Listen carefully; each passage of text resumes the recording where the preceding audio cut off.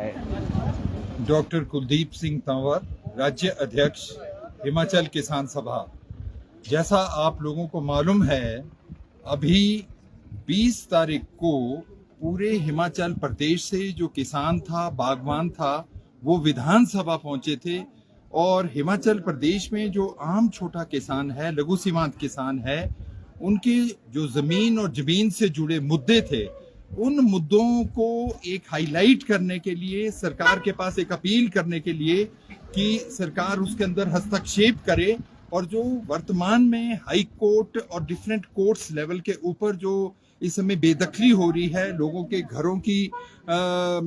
तालाबंदी हो रही है, उनकी जमीनों की बाड़बंदी हो रही है, कि उसको तुरंत सरकार उसमें हस्तक्षेप करके उसे रोके और सरकार अपनी नीति और कानून के अंदर जो बदलाव लाने हैं उसके ऊपर कोई संकल्प प्रस्ताव पास करके वो एक कोर्ट के अंदर जाए। तो उसके फॉलो अप में हिमाचल सरकार ने अभी इमीडिएट जो एक इसमें 2 कानून मुख्य रूप से है, एक जो फॉरेस्ट कंजर्वेशन एक्ट 1980 है और दूसरा जो फॉरेस्ट राइट एक्ट 2006 है, तो उसको अभी स्टेट गवर्नमेंट ने एक बहुत प्रायोरिटी के ऊपर लिया है और हिमाचल प्रदेश में डिविजनल कमिश्नर लेवल के ऊपर 4 जिलों की 3 जगह पर कांगड़ा, मंडी और सोलन में शिमला डिविजनल कमिश्नरी की मीटिंग हुई, जिसमें सभी डिप्टी कमिश्नर्स, तहसीलदार, एसडीएम्स, डीएफओस और ट्राइबल डेवलपमेंट डिपार्टमेंट ने इसमें भाग लिया। और उसके अंदर ये तय किया गया है कि 31 मई तक जो फॉरेस्ट राइट कमेटी है 17,000 प्लस हिमाचल प्रदेश में,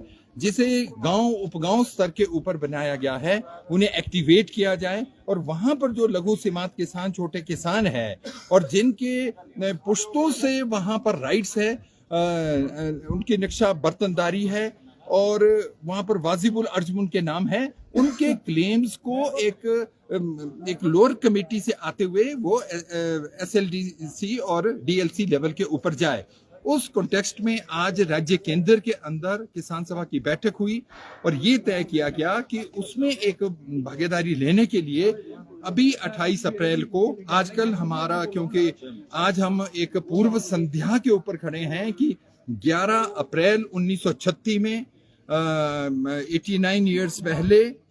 अखिल भारतीय किसान सभा की भारतवर्ष में स्थापना हुई थी। आज ये संगठन भारतवर्ष का सबसे बड़ा संगठन है जिसमें 1.5 करोड़ लोग हैं। तो इस महीने जो सदस्यता चली है कि एक अपनी सदस्यता को करते हुए और गांव के स्तर के ऊपर जो कमेटियां हैं उसे 30 अप्रैल तक हमें पूरा करना है और 28 अप्रैल को सब डिवीजन, तहसील और ब्लॉक लेवल के ऊपर पूरे हिमाचल प्रदेश के अंदर जो जमीन और जमीन से जुड़े मुद्दे हैं उनको ठोस रूप से जमीनी स्तर के ऊपर उसको इम्प्लीमेंट करने के लिए एक धरना प्रदर्शन हिमाचल किसान सभा, सेब उत्पादक संघ और अन्य जन संगठन जो भी इससे जुड़ेंगे उनको लिया जाएगा। और इसी के साथ साथ इसमें केवल एक जो कानून है फॉरेस्ट राइट एक्ट, उसके तहत तो काफी लोग उसमें उनको राहत मिल जाएगी, मगर उसके अलावा जो फॉरेस्ट कंजर्वेशन एक्ट है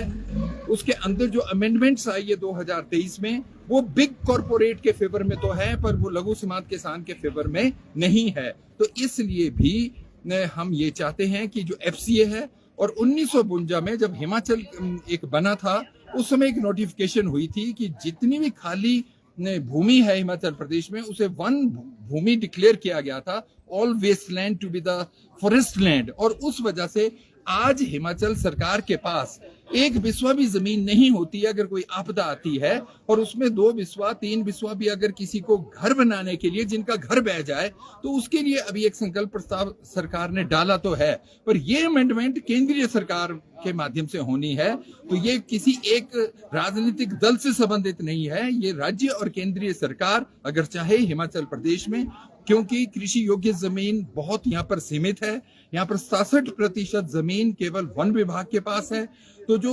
छोटा किसान है उसके पास जीवन यापन के लिए रोजगार है नहीं है। फौज के अंदर हिमाचल से बहुत लोग जाते थे, अब वहां पर अग्निवीर है, सरकारी नौकरियां नहीं निकल रही है, तो वो खेती बाड़ी कर सकते हैं, सब्जी उगा सकते हैं या फल उगा सकते हैं। तो इन मुद्दों को लेकर के आज राज्य केंद्र की बैठक हुई और 28 अप्रैल को पूरे हिमाचल प्रदेश में ये धरना प्रदर्शन होंगे।